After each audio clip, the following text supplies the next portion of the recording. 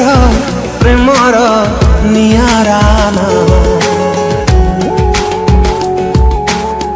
धूलीर माटीर चंदन छुआ हो स्नेहर प्रेमर नियारा धूलीर माटीर चंदन छुआ मीठा मीठा पवन बासना छिटा छिटा जन्हर जोस्ना टिपि टिपि बरसा पानी लिखु थाए केते कहानी जेते दूरे जिए थाऊ रही पारी बाकी आऊ हाथ ठारी जेबे डाके आ आ आ मोगा मोगा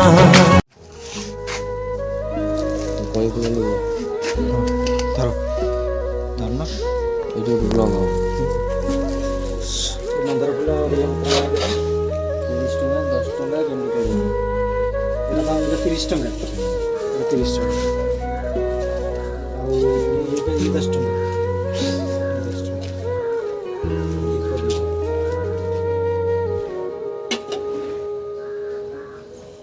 ହେଲା କେତେ ହେଲା 60 60 କେମତି 20 30 10 ହଉ ଆମର ଏଇଟା ରଖିଦେବି ତ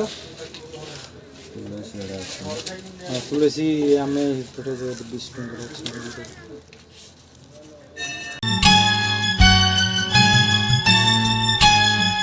माँ बोली डाके देले थरे माँ बोली डाके देले थरे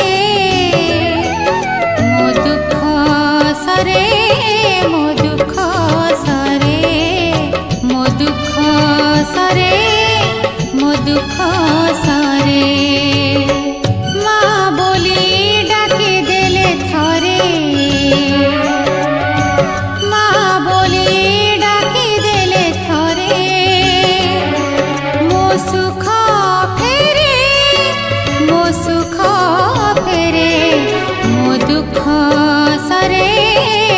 सुख फेरे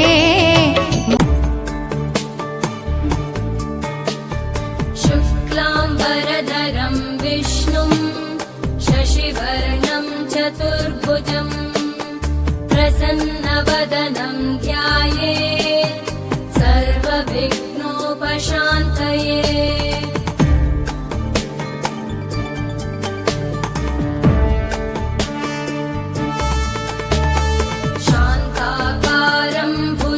शयनं पद्मनाभं सुरेशं विश्वाधारं गगनसदृशं मेघवर्णं शुभांगं लक्ष्मीकान्तं कमलनयनं योगिभिर्ध्यानगम्यं वन्दे विष्णुं भवभयहरं सर्वलोकैकनाथं वन्दे विष्णु अरे देख से आराम से खाई एमती कहीं होची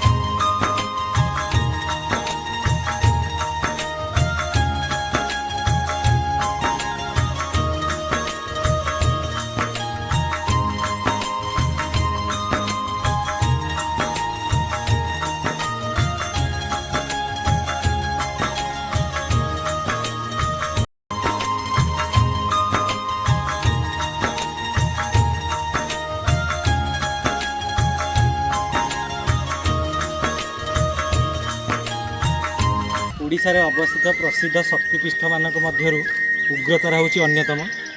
ଓଡ଼ିଶାର ଖୋର୍ଦ୍ଧା ଜିଲ୍ଲାରେ ଅବସ୍ଥିତ ମା ଉଗ୍ରତାରାଙ୍କ ମନ୍ଦିର। ଇଏ ପ୍ରତ୍ୟକ୍ଷ ଠାକୁରାଣୀ। ଆମର ବାଇପାସ୍ରୁ ଆପଣ ଆସିପାରିବେ। ଏଠି ପ୍ରତ୍ୟକ୍ଷ ଠାକୁରାଣୀ ଭାବରେ ଅବସ୍ଥିତ। ଏଠିରେ ମାଆଙ୍କର ବିଭିନ୍ନ ଯାନିଯାତ୍ରା ପର୍ବପର୍ବାଣୀ ହୁଏ।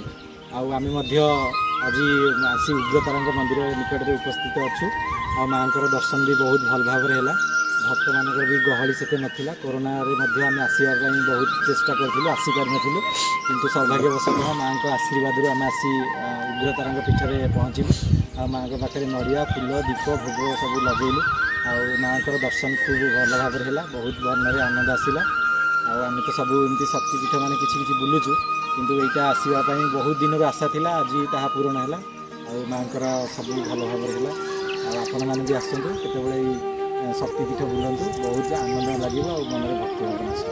ଜୟ ଜଗନ୍ନାଥ, ଜୟ ମା ଉଗ୍ରତାରା।